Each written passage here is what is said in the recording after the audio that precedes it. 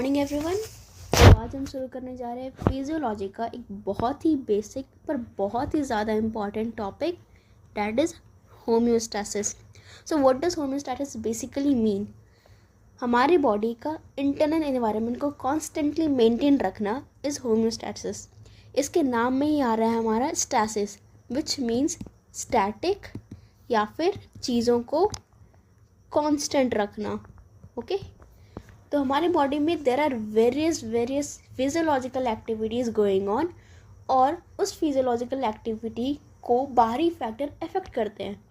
उस बाहरी फैक्टर को हमारे अंदर की फिजियोलॉजिकल एक्टिविटीज़ का अफेक्ट ना होने देना और उस एक्टिविटी को फिजियोलॉजिकल एक्टिविटी को मेंटेन रखना इज़ नोन एज होम्योस्टैसिस। तो ये तो मैंने आसान भाषा में आपको होम्योस्टैसिस का मतलब समझा दी। चलिए अब टेक्स्ट में पढ़ लेते हैं। What does the text says? Homeostasis refers to the maintenance of the constant internal environment of the body. यही चीज़ मैंने आपको भी एक्सप्लेन करी। एक टर्म जो आपको याद रखना है ये this, which is the another term for homeostasis. तो चलिए अब कुछ फिजियोलॉजिकल एग्जाम्पल्स से इस फिजियोलॉजी को समझते हैं। मान लीजिए आपने कोक पिया।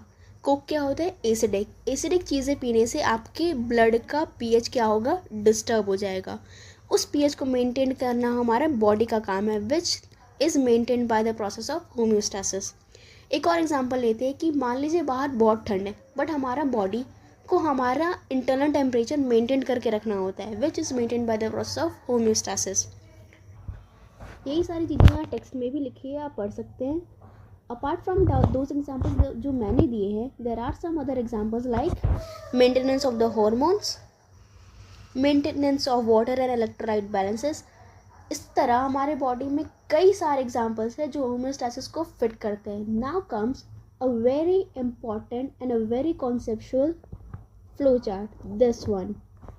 ये हमारा एक बेसिक है हमारे पूरे होम्योस्टैसिस के मैकेनिज्म को समझने के लिए, और इस फ्लो चार्ट के अंदर हम वो कंपोनेंट्स देखेंगे जो होम्योस्टैसिस मैकेनिज्म को कंट्रोल करते हैं। These are the 3 basic things that control everything. So the very first component जो कि आप यहाँ टेक्स्ट में भी लिखा देख सकते हैं, दैट इज सेंसर, जिसे हम डिटेक्टर भी कहते हैं। दूसरा कंपोनेंट इज कंट्रोल सेंटर, और तीसरा कंपोनेंट है हमारा इफेक्टर। तो बेसिकली होता ये है कि हमारे बॉडी में जो भी डेविएशंस होते हैं वो सेंसर उस डेविएशन को सेंस करता है। फिर वो सेंसर क्या करता है, हमारे बॉडी के कंट्रोल सेंटर को ये मैसेज पहुंचा देता है। अब जब मैसेज कंट्रोल सेंटर पर पहुंचेगी तो हमारे बॉडी के कंट्रोल सेंटर को लगेगा नहीं भाई ये ठीक नहीं हो रहा हमारे बॉडी में, या जो भी चेंजेस हो रहे हैं इस चेंज को रिवर्स करना है, या तो नेगेटिवली या तो पॉजिटिवली।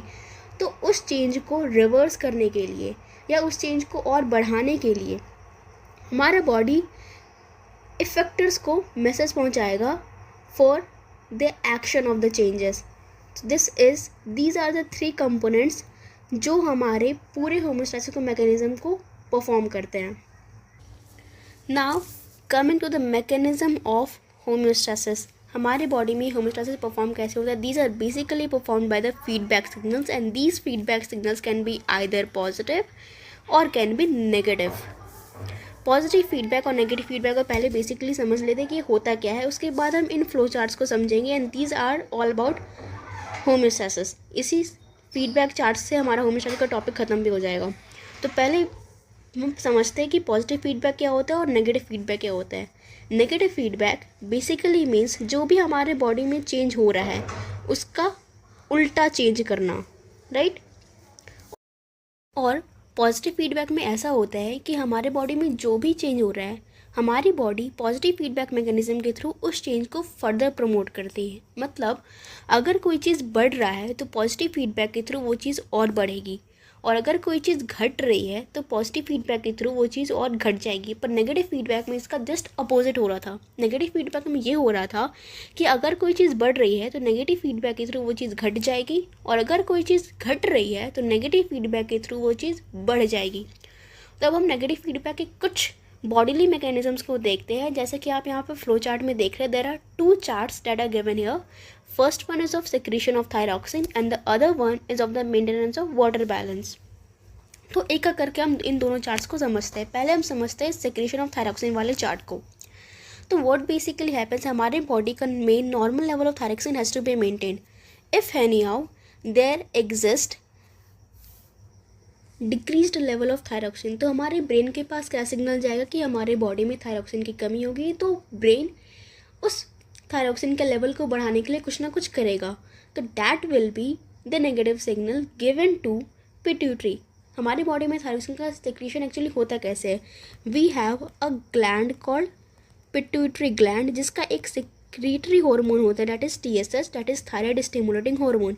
ये TSH क्या करता है, थायराइड ग्लैंड को सिग्नल देता है for the formation of a hormone that is thyroxine. तो major mechanism that we have, the major player that we have is the TSH that is overall regulating the formation of thyroxine hormone. तो हमारी body if anyhow TSH को ही maintain करके ले तो overall thyroxine का level भी maintain हो जाएगा. यानी अगर हमारे बॉडी में थायरोक्सिन का लेवल कम हुआ है तो बॉडी सिग्नल देगी पिट्यूटरी को for the increased secretion of TSH. अगर TSH बढ़ेगा, this TSH will further stimulate thyroid gland for increasing the secretion of thyroxine. और अगर यही इसका उल्टा होता है, अगर हमारे बॉडी में थायरोक्सिन का लेवल बढ़ जाता है तो बॉडी क्या करेगी, बॉडी इसको कम करने की कोशिश करेगी. कम कैसे होगा, TSH के सेक्रेशन को इनहिबिट करके. अगर TSH का सेक्रेशन इनहिबिट हो गया तो फिर थायरोक्सिन का भी सेक्रेशन इनहिबिट हो जाएगा और हमारी बॉडी में थायरोक्सिन का लेवल नॉर्मल आ जाएगा. तो this was all about this flow chart of homeostasis of the secretion of thyroxine. Hope आपको समझ आ गया होगा. अब हम पढ़ेंगे दूसरा flow chart that is for the maintenance of water balance. इस मेंटेनेंस ऑफ वाटर बैलेंस के मैकेनिज्म में दो मैकेनिज्म इन्वॉल्व है. पहला है ये मैकेनिज्म और दूसरा है ये मैकेनिज्म. सिमिलरली इधर भी आप देख सकते हैं इंक्रीज वाटर कंटेंट वाले में पहला मैकेनिज्म ये और दूसरा मैकेनिज्म ये. तो पहला मैकेनिज्म जो हमने ये देखा, ये हम अपने डेली लाइफ में भी फील कर सकते हैं. लाइक व्हेनेवर हमारे बॉडी में वाटर की कमी होती है, मतलब क्या होता है, हमें प्यास लगती है. तो प्यास जब हमें लगती है तो हम पानी पीते हैं तो हमारे बॉडी का नॉर्मल वाटर कंटेंट मेंटेन हो जाता है. This is the very basic mechanism जो हम अपनी डेली लाइफ में फॉलो करते हैं.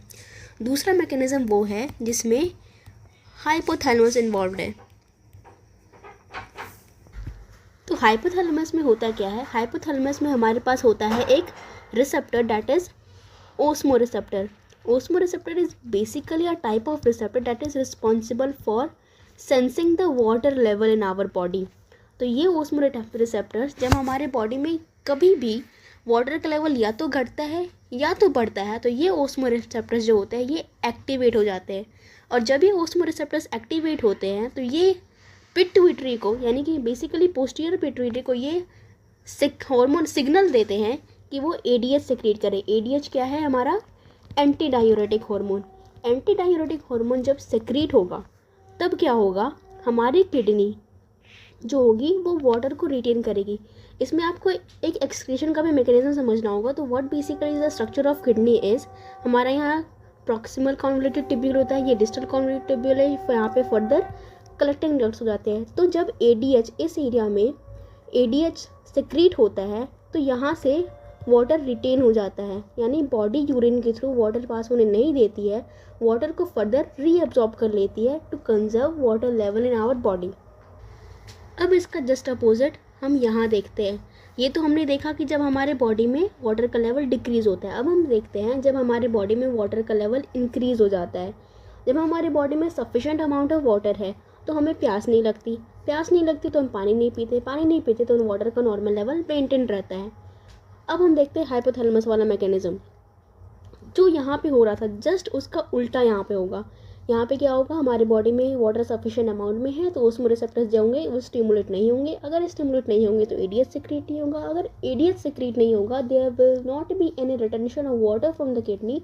और जितना भी एक्सेस अमाउंट ऑफ वाटर है वो क्या होगा, यूरिनरी ब्लैडर में आएगा, फिर यूरेथ्रा के थ्रू पास आउट हो जाएगा. So here we have reached the completion of the negative feedback mechanism. अब हम पढ़ेंगे positive feedback mechanism. Positive feedback mechanism में याद करो मैंने क्या बताया था, जो भी चेंज हो रहा है हमारे बॉडी में पॉजिटिव फीडबैक क्या करेगा, उस चेंज को फर्दर प्रमोट करेगा. This is what is written here, it increases the intensity of the change in the same direction, this is the point you notice, same direction, यानी बढ़ रही है तो पॉजिटिव फीडबैक उसको और बढ़ाएगा ही, घट रही है तो पॉजिटिव फीडबैक उस चीज़ को और घटाएगा। तो पॉजिटिव फीडबैक में जो दो फ्लो चार्ट हमें समझना है वो है पहला ये और दूसरा ये। पहला है हमारा क्लॉटिंग से related, right. And for understanding this आपको क्लॉटिंग का कुछ बेसिक मैकेनिज्म पता होना चाहिए, like some factors, clotting factors, जो 12 क्लॉटिंग फैक्टर्स होते हैं उसमें से कुछ फैक्टर्स का नाम आपको पता होना चाहिए, like prothrombin, thrombin, fibrinogen, fibrin. अगर आपको ये चीज़ें पता है तभी ये फ्लो चार्ट सही से समझ आ पाएगा। पर यहाँ पे क्लॉटिंग के पूरे मैकेनिज्म को समझा पाना तो पॉसिबल है नहीं, तो मैं बेसिक चीज़ें बता देती हूँ जो इस फ्लो चार्ट में एक्सप्लेन्ड है। तो क्लॉटिंग के टाइम जो क्लॉट बनता है वो बेसिकली क्या होता है, फिब्रिन होता है। और फिब्रिन बनता कैसे है, फिब्रिनोजन से बनता है। Fibrinogen further gets converted into fibrin जो कि क्लॉट बनाता है हमारा, राइट। और ये फिब्रिनोजन का formation is further stimulated by thrombin. और थ्रोम्बिन कैसे बनता है, प्रोथ्रोम्बिन से, that is prothrombin gets converted into thrombin and this thrombin further stimulates fibrinogen to gets converted into fibrin। वही चीज़ यहाँ पे एक्सप्लेन है। अगर हमारे बॉडी में कहीं भी इंजरी होती है तो प्रोथ्रोम्बिन एक्टिवेटर बनता है। प्रोथ्रोम्बिन एक्टिवेटर प्रोथ्रोम्बिन को थ्रोम्बिन में कन्वर्ट करता है। यही थ्रोम्बिन जो है ये पॉजिटिव फीडबैक मैकेनिज्म के through, this is the symbol sign, this is the sign of positive feedback. ये थ्रोम्बिन फर्दर प्रोथ्रोम्बिन एक्टिवेटर को पॉजिटिव सिग्नल देता है to make more prothrombin, and this thrombin is actually necessary for the conversion of fibrinogen into fibrin which is nothing but the clot. तो simplify कर देते हैं, basically हो ये रहा है हमारा, जो हमें इस होमोस्टैसिस में पढ़ना ये है वो यही है कि थ्रोम्बिन क्या कर रहा है, पॉजिटिव सिग्नल दे रहा है प्रोथ्रोम्बिन एक्टिवेटर। होप आपको ये फ्लो चार्ट समझ आ गया होगा। अब हम समझते हैं इस फ्लो चार्ट को, that is of parturition. What is parturition? Parturition is the delivery of baby, right? And for the delivery of baby, what is required is contraction of the uterus and the dilation of the cervix, right? तो आपने पढ़ा होगा like there are various stages of labor, जहाँ पे जब delivery होने वाली होती है तब लेबर के various stages आते हैं। तो basically what happens whenever there is onset of labor, तो वहाँ पे यूट्रस में कॉन्ट्रैक्शन शुरू हो जाता है। The onset of labour gives positive feedback for the contraction of uterus. तो आप बेसिक चीज़ें ये समझो, अगर बेबी को डिलीवर करना है तो यूट्रस को और फर्दर कॉन्ट्रैक्ट कराना चाहिए और सर्विक्स को और फर्दर डायलेट कराना चाहिए। अगर यूट्रस को और कॉन्ट्रैक्शन बढ़ेगा और सर्विक्स को और डायलेट हो जाएगी तभी बेबी सेफली डिलीवर हो पाएगी। तो there has to be a mechanism that gives positive feedback to this contraction of uterus and also to the dilation of cervix. And this positive feedback mechanism is actually provided by the release of oxytocin from the hypothalamus. This oxytocin gives positive feedback to the contraction of uterus and the baby is further delivered safely, right? So this was all about the chapter homeostasis. I hope आपको ये चीज़ें sweet and simple way में समझ आ गई होगी। तो पसंद आया हो वीडियो तो लाइक करो, सब्सक्राइब करो और शेयर करो अपने फ्रेंड्स के साथ। Thank you so much.